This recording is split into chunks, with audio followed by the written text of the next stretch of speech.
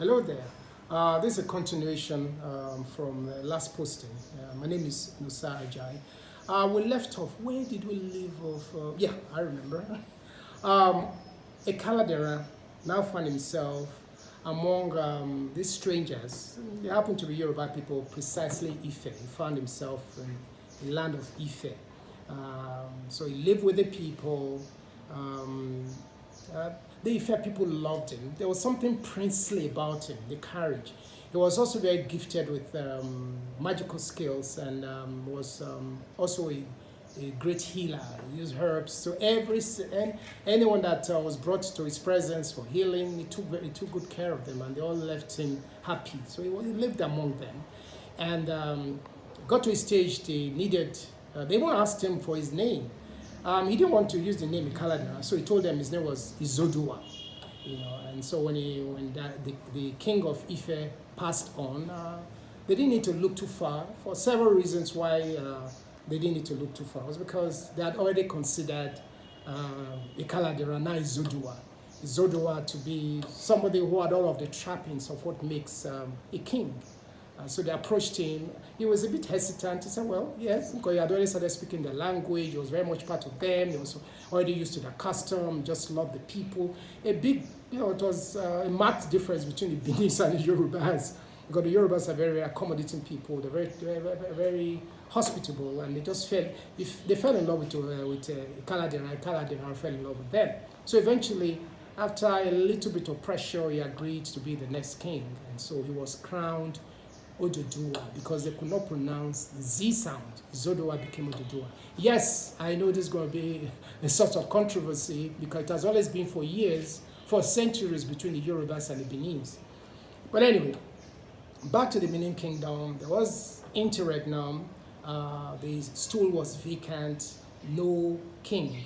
And the chiefs didn't just want anybody to be on the throne, because they're used to primogeniture. So the next king must be blue blood. He has to be a descendant of the king. But what did they do? And how are they going to get a descendant when Oguso would supposedly died without an heir? It was then that one of the would-be executioners, the only one that was remaining, he survived the others. All the others had long died of old age or whatever. So he approached the chiefs very hesitantly, not sure of how the chiefs were going to receive this news, and then told them that he had a confession to make. Ekaladeran was not killed. So he was surprised at the positive response of this, because all of the chiefs they quickly came to life. What did you say? Ekaladeran is still alive? Yes, we didn't kill him. We let him go. It was towards the west of Benin.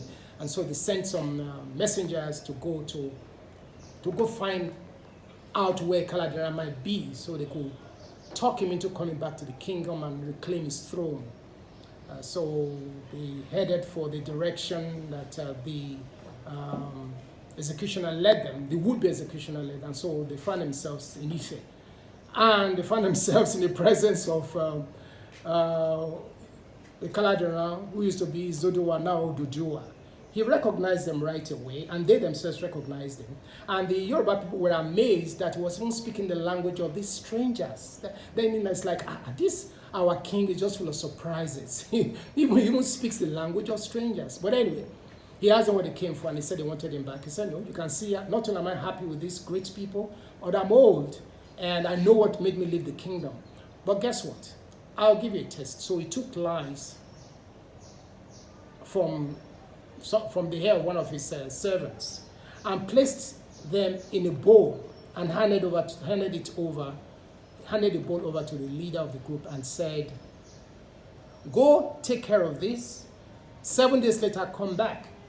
The state in which I find them will make me decide whether you people of Benin, you wicked people, you this, you that, will just remember what made him leave the kingdom. It made him know whether the Benin people had changed from their ways. So he dismissed them, and he got them comfortable in some quarters in Ife there, within the palace, of course. And so these servants were confused as to what to do with these lies. Some of them put it in their clothing, some put, but one said, okay, well, he just decided to put it in his hair, put maybe about 2 or 3 lies in his hair. And on the 7th day, all the other lies had died, with the exception of the person who had the lice in his hair. When they checked his hair, they found lots of lice that had multiplied, and so they harvested these lice and put them in the same bowl and took it to the king, and the king was pleasantly surprised. That's, wow, if you people can take care of lice, then you can take care of my child. And he gave them Oronmiyan. So Oronmiyan was handed over to the messengers to go institute the Benin Oba Dynasty.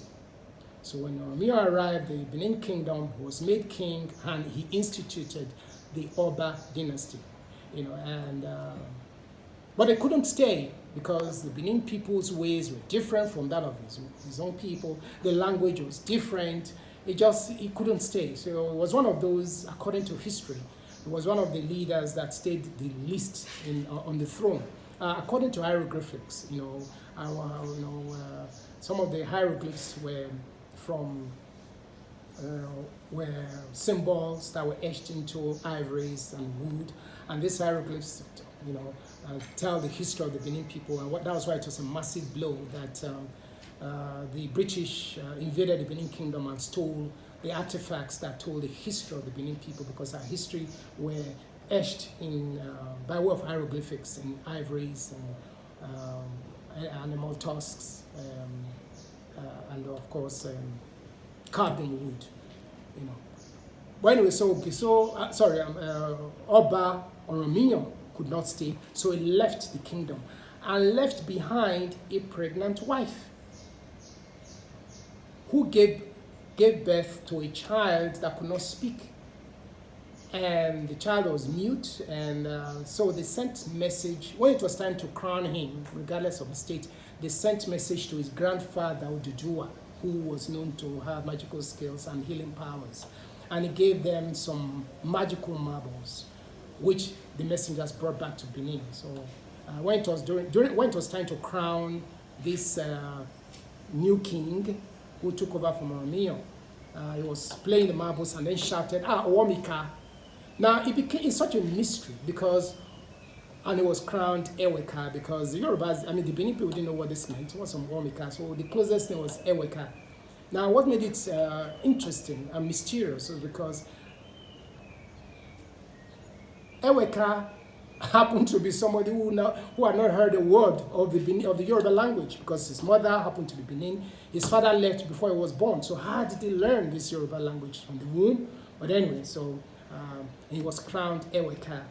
And of course, there were down the line of the Obaship, there was another king who accepted the dynastic title of Eweka. He was crowned Eweka II. But anyway, so Eweka, son of Oronmiyan, Oronmiyan, son of Ododuwa, who used to be Ekaladeran, helped to institute the Oba Dynasty.